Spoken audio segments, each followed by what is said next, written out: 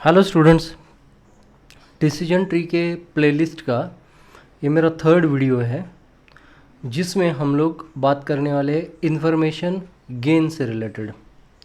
इसके पहले वाले वीडियो में हम लोगों ने एंट्रोपी कैसे कैलकुलेट की जाती है डिसीजन ट्री में, तो वो हमने देखा था। अभी हम लोग देखेंगे कि इन्फॉर्मेशन गेन कैसे कैलकुलेट होता है। तो इन्फॉर्मेशन गेन होता क्या है पहले वो देखते हैं। अगर आपने पहला वाला वीडियो मेरा देखा है इस सीरीज़ का, तो उसमें हम लोगों ने एंट्रोपी और इन्फॉर्मेशन गेन के इम्पोर्टेंस के बारे में बात की थी एंड ऑफ द सेशन में, जिसमें हम लोगों ने बोला था कि जब डेटा स्प्लिटिंग होता है तो उस टाइम पे हमें इन्फॉर्मेशन गेन का यूज़ करना पड़ता है जब हम लोग कौन से डेटा के ऊपर या कौन से फीचर के ऊपर स्प्लिटिंग करेंगे उसके लिए। Information gain is used to measure which feature should be used to split the data. अभी फॉर एग्ज़ाम्पल यहाँ पे एक टेबल दिखाया गया है, उस टेबल में दो कॉलम्स है, ये इनपुट कॉलम्स है या इनपुट फीचर्स है। This is the last one, ये मेरा आउटपुट फीचर है।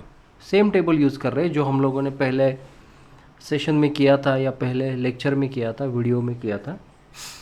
तो इनपुट फीचर है मेरे एज एंड सैलरी, दो इनपुट फीचर है।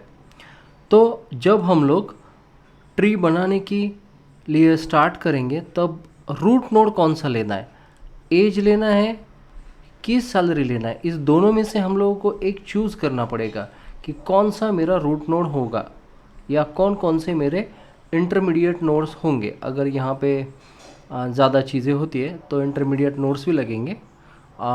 सो कौन सा मेरा रूट नोड होगा, अभी बस यही सोचेंगे हम लोग। तो एज और सैलरी में से कौन सा रूट नोड होगा, इसके बारे में हमें पहले सोचना पड़ेगा। तो वो सोचने के लिए या उसकी वैल्यू कैलकुलेट करने के लिए, वो डिसाइड करने के लिए हम लोगों को ये एज एंड सैलरी इन दोनों के इंफॉर्मेशन गेन कैलकुलेट करने पड़ेंगे। और जिसका इन्फॉर्मेशन गेन ज़्यादा रहेगा तो वो हमारा क्या बोलते हैं स्प्लिटिंग के लिए वो नोड बनेगा। अगर एज का इन्फॉर्मेशन गेन ज़्यादा रहता है तो age will be my root node, salary का इन्फॉर्मेशन गेन ज़्यादा रहता है तो salary will be my root node in this case. So let's go ahead. It can be calculated, information gain can be calculated for a split by subtracting weighted entropies of each of the branch from the original entropy, right? For example, यहाँ पे अगर हम लोग गए तो ये मेरा suppose root node है, उसके दो चाइल्ड निकले हैं, ये वाला एक चाइल्ड है, ये वाला एक चाइल्ड है। तो ये वाला जो लाइन है ये क्या बताता है कि हम लोग क्या करेंगे, information gain can be calculated for a split by subtracting the weighted entropies of each branch। इन दोनों का जो एंट्रोपीज रहेगा, weighted entropies, उनको सब्ट्रैक्ट करेंगे। ये वाला इन दोनों का मिला के, इन दोनों का weighted entropies हम लोग सब्ट्रैक्ट करेंगे यहाँ पे इस फॉर्मूला में। ओके, किससे सब्ट्रैक्ट करेंगे, ओरिजिनल एंट्रोपी से, ओरिजिनल एंट्रोपी से सब्ट्रैक्ट करेंगे। तो ओरिजिनल एंट्रोपी किसकी एंट्रोपी रहेगी, ओरिजिनल एंट्रोपी ये वाला जो रूट नोड है उसकी एंट्रोपी रहेगी। यानी इस रूट नोड की एंट्रोपी से हम लोग इन दोनों की वेटेड एवरेज एंट्रोपी को सब्ट्रैक्ट करेंगे, इन दोनों की वेटेड एवरेज एंट्रोपी को सब्ट्रैक्ट करेंगे, तो उससे हमारा इन्फॉर्मेशन गेन का फॉर्मूला बनेगा। तो इन्फॉर्मेशन गेन का फॉर्मूला इन जनरल अगर मैं लिखूँ तो वैसा रहेगा कि अभी इस केस में जो पेरेंट था उसकी एंट्रोपी हम लोग बोलेंगे ईडी, इसकी एंट्रोपी हम लोग बोलेंगे ईडी, इसकी एंट्रोपी को बोलेंगे ईडी 0 और इसकी एंट्रोपी को बोलेंगे ईडी 1। ये मेरा डी नोड है, ये मेरा डी 0 नोड है और ये मेरा डी 1 नोड है। तो इसकी एंट्रोपी होगी ईडी 0, इसकी एंट्रोपी होगी ईडी 1 और पेरेंट नोड जो है रूट नोड उसकी एंट्रोपी हुई ईडी। तो ईडी से हम लोग क्या सब्ट्रैक्ट करेंगे, weighted entropies of each branch. तो ऊपर कितनी ब्रांचेस है, यहाँ पे दो ब्रांचेस है, ये फर्स्ट ब्रांच का नोड हो गया, ये सेकंड ब्रांच का नोड हो गया। तो ये इनकी एंट्रोपी सब्ट्रैक्ट करते हैं। तो मैं ये फॉर्मूला लिखता हूँ। तो फॉर्मूला होगा Pn0, तो पहला चाइल्ड प्रोबेबिलिटी उसकी ED0 प्लस Pn1 दूसरा चाइल्ड है, इस केस में 2 चाइल्ड्स है, एंड ED1। अगर यहाँ पे ज़्यादा चाइल्ड्स होते हैं तो हम लोगों को सबकी जो एंट्रोपीज़ है with the probability multiplication factor वो यहाँ पे डाल लेनी पड़ेगी सबकी, एंड फिर वेटेड एंट्रोपी कैलकुलेट करनी पड़ेगी। तो ओरिजिनल एंट्रोपी से हम लोग क्या सब्ट्रैक्ट कर रहे हैं, weighted entropies of each branch. ठीक है, तो ये मेरा हो गया फॉर्मूला किसका, इंफॉर्मेशन गेन का। अभी आगे चलते हैं, इंफॉर्मेशन गेन कैलकुलेट करने की कोशिश करते हैं। यहाँ पे अगर आपने ये ग्राफ देखा तो ये सेशन 1 में हम लोगों ने यही ग्राफ यूज़ किया था। तो यहाँ पे सैलरी वर्सेस एज दिया है हम लोगों ने। तो यहाँ पे जो है इनपुट फीचर्स जो है हमारे, तो 2 इनपुट फीचर्स है। First input feature is salary and second input feature is age of that person. तो कैलकुलेट करने की कोशिश कर रहे हैं या प्रेडिक्ट करने की कोशिश कर रहे हैं कि सैलरी और एज के बेसिस पे वो आदमी कार परचेस कर सकता है या नहीं। ठीक है, आगे चलते हैं। So we need to find out the information gain. अभी हम लोग क्या करेंगे, 2 इनपुट फीचर्स है मेरे, सैलरी एंड एज, तो इनका इंफॉर्मेशन गेन फाइंड आउट करने की कोशिश करेंगे based on the formula which is listed earlier. तो पहले हम लोग एज को लेते हैं, चलो, और एज के हिसाब से हम लोग स्टार्ट करते हैं इंफॉर्मेशन गेन एज का फाइंड आउट करना। नोड है मेरा डी, फर्स्ट नोड जो है डी नोड है, उसके 2 चाइल्ड मैंने नीचे लिखे हैं, बनाए हैं, हम लोग बोलेंगे। तो जो फर्स्ट वाला है तो चाइल्ड तो D0 है, देन उसके बाद का जो है वो है D1 है, राइट।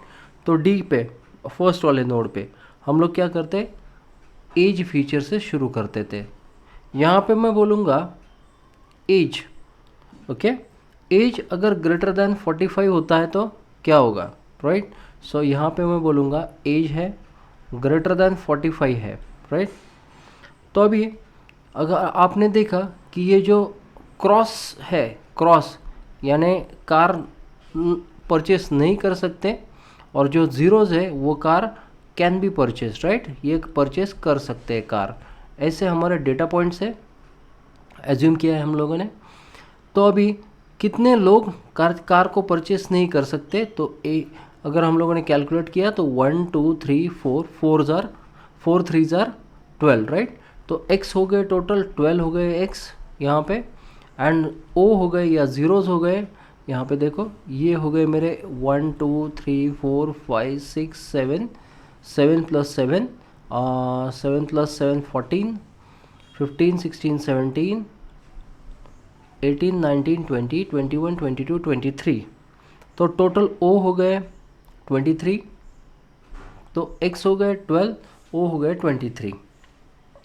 ठीक है, तो टोटल जो है नंबर ऑफ पीपल जिसके बारे में हम लोग बात कर रहे हैं वो 12 + 23 एंड 35 लोग हैं जिनका अपने पास डेटा अवेलेबल है। 35 लोगों का डेटा अवेलेबल है। तो एंट्रोपी कैलकुलेट करते हैं फर्स्ट नोड की, दैट इज डी नोड की। सो ईडी इज इक्वल टू कितना होगा, पहले होगा माइनस साइन हम लोग यूज़ करते हैं फॉर्मूला के हिसाब से, -12/35 log to the base 2 12/35 minus again ये हो गया 12 वाला। अभी 23 वाला देखते हैं, नॉट परचेस्ड वाला, नहीं परचेस्ड वाला, तो 23/35 log to the base 2 23/35। Okay, so इसको अगर हम लोग सॉल्व करेंगे तो ये आएगा मेरा 12/35, ब्रैकेट में इसकी वैल्यू आ रही है मेरी -1.5443 log to the base 2, okay, -23/35, और इसकी जो वैल्यू आ रही तो वो आ रही है 6057। इसको अगर हम लोग सॉल्व करेंगे तो फाइनल वैल्यू मेरे पास आएगी 9274। ये हो गई एंट्रोपी, ईडी की ED, right, entropy of the first node, right, first node, इसकी एंट्रोपी आई, ये वाले नोड की एंट्रोपी आई। अभी ईडी ज़ीरो कैलकुलेट करते हैं, इस नोड की एंट्रोपी कैलकुलेट करते हैं। अभी ये डी ज़ीरो नोड पे अगर हम लोग जाते हैं तो देखो एज ग्रेटर देन 45 है, ठीक है, तो ये ट्रू कंडीशन पे हम लोग जा रहे हैं डी ज़ीरो नोड को, तो age is greater than 45, true condition पे हम लोग जा रहे हैं डी ज़ीरो को। तो एज इज़ ग्रेटर देन 45 के कितने लोग हैं यहाँ पे, उसकी हम लोग को ज़ीरोज़ एंड एक्स कैलकुलेट करने पड़ेंगे। तो एज ग्रेटर देन 45 के कितने लोग हैं, तो ज़ीरोज़ कितने हैं, 1 2 3 4 5 6 7 8 9 10 11 12 13 14 15 ओज आएंगे, राइट, 15 ओज है। और x कितने हैं, तो 0x है यहाँ पे, तो हम लोग लिखेंगे o कितने डी ज़ीरो में, o हो गए 15 o हो गए, एंड x कितने हो गए, x हो गए 0, ठीक है।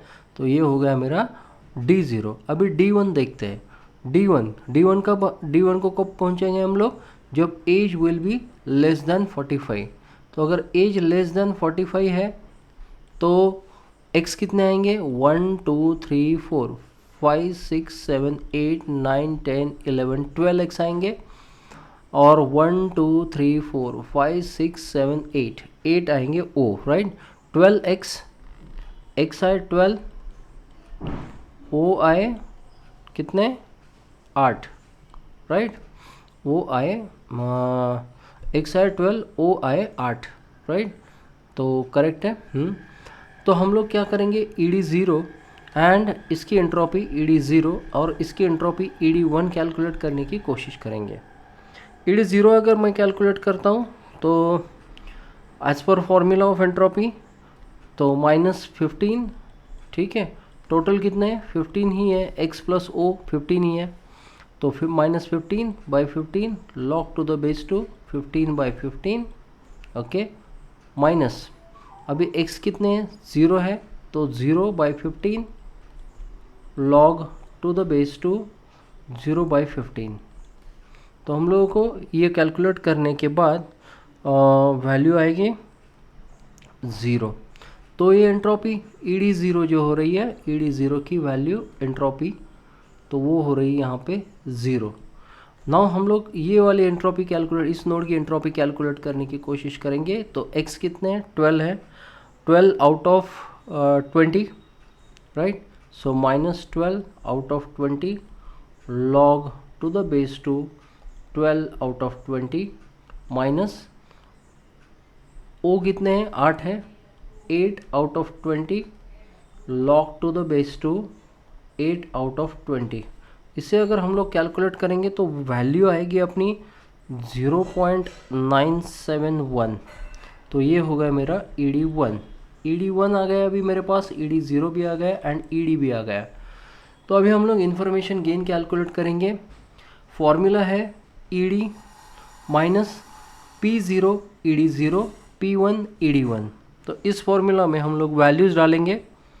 तो ईडी की वैल्यू थी 0.9274 माइनस P0 आएगा। अभी यहाँ पे देखो P0 क्या है, P0 की वैल्यू क्या आएगी, हम लोगों की 15 है ये, राइट, लेकिन ये 15 किस में है, आउट ऑफ कितने में, 15 आउट ऑफ है यहाँ पे, टोटल कितने थे, आउट ऑफ 35 में से ये 15 हो गए आउट ऑफ 35, राइट।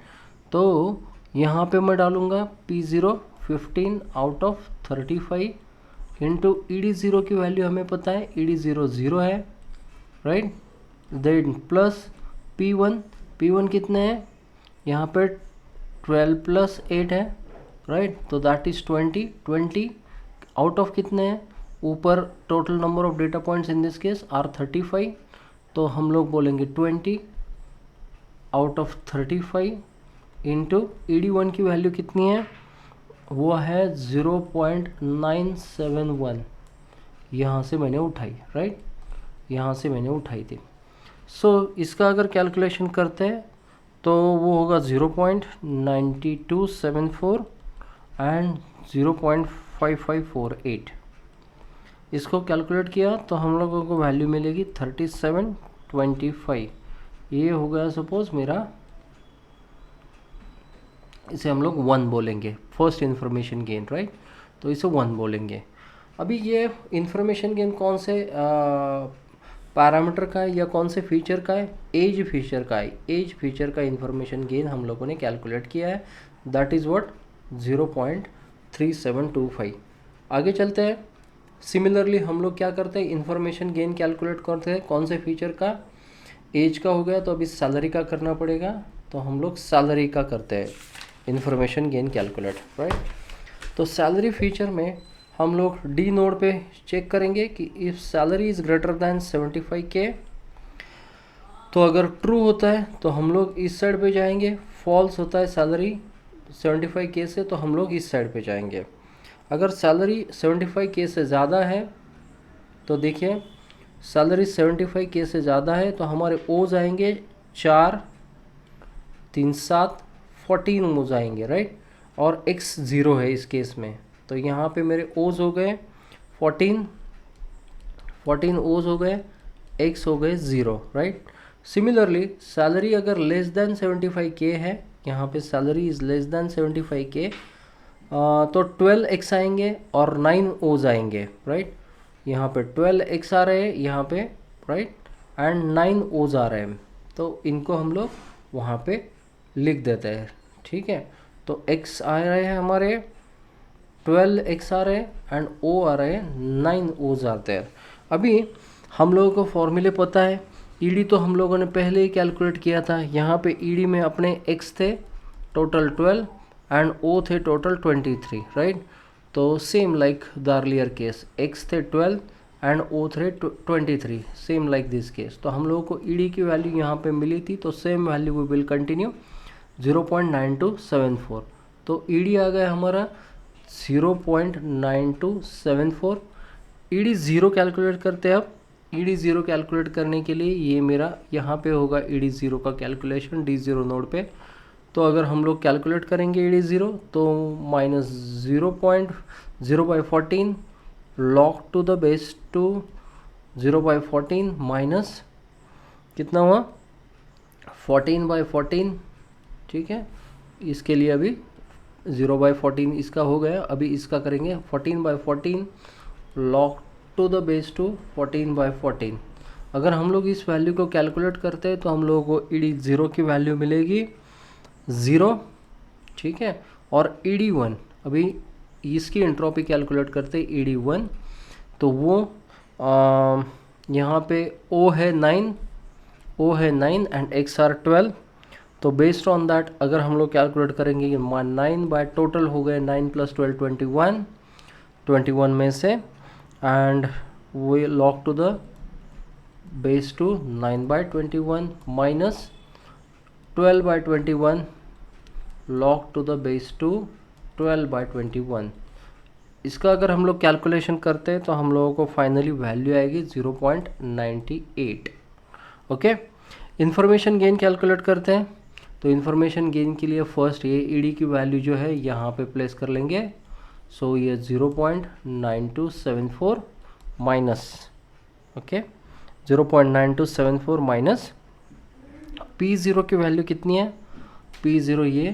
P0 यहाँ से हमें मिलेगा, ये कितना है 14 आउट ऑफ 35। 35 कहाँ से आए? यहाँ से 35 आया है, 12 + 23, राइट, 35। सो 14/35 इंटू ईडी ज़ीरो कितना है? 0 है, प्लस यहाँ पे देखो कि इन दोनों का जो एडिशन है 12 + 9 = 21। 21 कितने में से? Out of 35। So out of 35 into ED 1 की वैल्यू कितनी है? यहाँ पे हम लोगों ने ईडी 1 कैलकुलेट किया था, सो दैट इज़ 0.98। सो इसे अगर हम लोग कैलकुलेट करते हैं तो आगे चल के 0.9274 में से 0.588 सब्ट्रैक्ट किया तो ये अराउंड आएगा 0.33 के आसपास। 2-3 थोड़ा कैलकुलेशन आप ठीक से कीजिए, लेकिन 0.33 के आसपास ही वैल्यू आएगी। ये हो गया मेरा second calculation, right, information gain का। Using which attribute? Salary attribute. Salary attribute से अगर मैं इंफॉर्मेशन गेन निकालता हूँ तो दैट इज़ लाइक 0.33। अभी हम लोगों ने यहाँ पे एज से निकाला था इंफॉर्मेशन गेन, वो था 0.37, और हम लोगों ने अभी सैलरी से निकाला, दैट इज़ एज से निकाला था, दैट वाज 0.37, एंड सैलरी से हम लोगों ने इंफॉर्मेशन गेन कैलकुलेट किया, तो नाउ इट इज़ 0.33। तो based on 1 and 2 we can conclude that information gain of what age, information gain of age is more than that of salary. Okay, so हम लोग क्या करेंगे, जब डेटा स्प्लिट करेंगे या रूट नोड फाइंड आउट करने की कोशिश करेंगे तो उस नोड को सिलेक्ट करेंगे जिसका इंफॉर्मेशन गेन ज़्यादा है। तो इस केस में एज से जो हम लोगों ने इंफॉर्मेशन गेन निकाला है that is 0.37, it is more than that of the information gain of salary. So जो पहला स्प्लिट आएगा, जो पहला नोड आएगा, रूट नोड आएगा इस एग्जाम्पल में, तो वो रहेगा हम लोगों का as. So we will split the data based on the attribute age. Okay, so age will be here our root node. So that's it. In this way हम लोग कैलकुलेट करते हैं इंफॉर्मेशन गेन को। अभी using information gain and entropy हम लोग एक proper problem solve करेंगे नेक्स्ट वीडियो लेक्चर में। तो I hope that you might have enjoyed the session. अगर आपको वीडियो पसंद आए तो मेरे चैनल को सब्सक्राइब कीजिए, इस वीडियो को लाइक कीजिए, शेयर कीजिए। So thank you all.